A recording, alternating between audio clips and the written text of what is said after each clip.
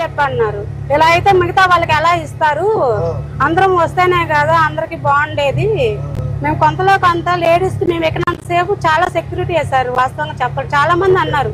ఏం చేయాలంటే భద్రత మీరు అన్నట్టు పెద్ద ఎత్తున ప్రోత్సహించి చేయాలి. అవును సార్, ఎందుకంటే ఆడపిల్లలు కూడా జెంట్స్ ఆటోలు ఎక్కిన సేఫ్టీ ఉండట్లేదు. సో కాబట్టి మేము తిరిగినంత సేఫ్ అయితే మాత్రం హ్యాపీ సార్. పిల్లలు ఏదన్నా గుసగుసలు ఆడుతున్న కాలేజీ పిల్లలు. ఇది 5 kgs సార్ సిలిండర్ వచ్చేసి 5 kgs అండి సిలిండర్. ఇది 5 kgs అంటే మనకి 400 అలా ఎక్కుతుంది సార్. తెలుసు సార్, మీటర్ ఉంటుంది సార్. అయిపోయేదాకా వెయిట్ చేస్తారా? కొంచెం అవకాశం ఉంటే ముందుగానే ఫిల్ చేసుకుంటాం సార్. కొంచెం ఒక 20 కిలోమీటర్లు అలా ఉందని కానీ ముందే ఫిల్ చేసుకుంటాం సార్. అదే బండికి పెడతారా? అవును సార్, అదే బండి సార్. దానికి చిన్న వాల్లా ఉంటుంది సార్, పిన్ ఒకటి ఉంటుంది. ఇది మన రైట్ సైడ్ మనకి సింగనర్లో ఉంది సార్. చాలా ఉన్నాయి సార్. ఇంతకుముందు సింగనర్లో ఒకటి ఉన్నాయి సార్, ఇప్పుడు చాలా ఉన్నాయి సార్. అన్ని ఏరియాలు ఉన్నాయి సార్, మ్యాక్సిమం అన్ని ఏరియాలు ఉన్నాయి సార్. మన ఏ ఊరు ఇలా వైజాగ్ కూడా వెళ్ళిపోవచ్చు సార్. అంత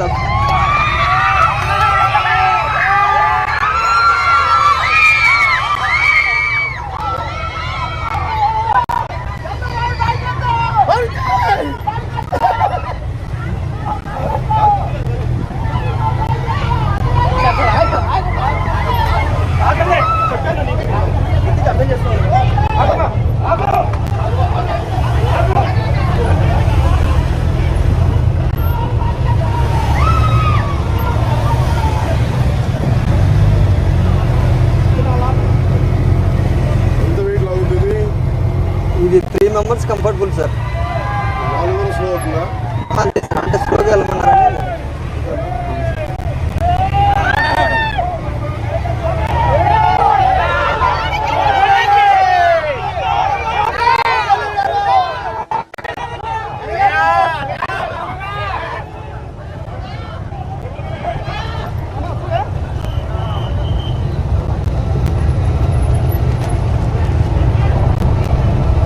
కొంతమంది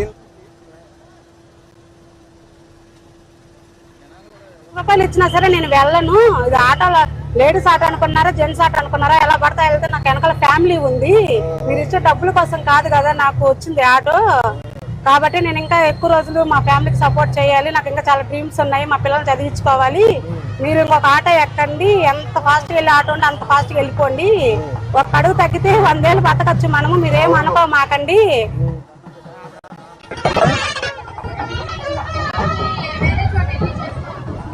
ఇప్పుడు వస్తాయి మా కంపెనీలు వస్తాయి.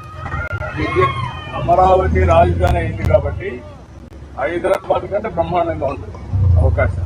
అన్ని అవకాశాలు ఇక్కడికే వస్తాయి.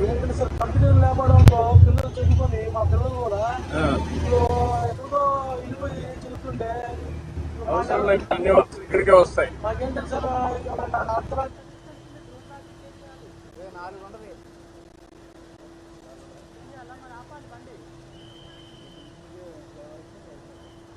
నడిపిస్తారా 12 గంటల? మాక్సిమం నేను 10 వరకు తోలుతాను సార్. రోజుకి 10 గంటలు అంటే 10ంటికి వస్తాను. ఆ పిల్లలు దింపుకొని ఇంట్లో క్యారేజీలు పిల్లల 10ంటికల్లా నేను స్కూల్లో క్యారేజీలు ఇచ్చేసుకొని ఇంట్లో మా సార్ చేస్తారు సార్. అంటే ఇంక అన్ని నేను ఒక్కదాన్ని అంటే నేను అలసిపోయి వస్తాను కదా, నాకు రెస్ట్ ఇవ్వాలని చెప్పి తను అర్థం చేసుకొని తను వంట చేస్తారు. చక్కగా కూరగాయలు కోసి ఇవ్వటము, అలా ఒకరికొకరము సపోర్ట్ చేసుకుంటూ ముందుకెళ్ళాం సార్. మా వారికి ఎలాంటి అలవాట్లు కూడా లేవు, అందువల్ల చాలా హ్యాపీ అన్నమాట.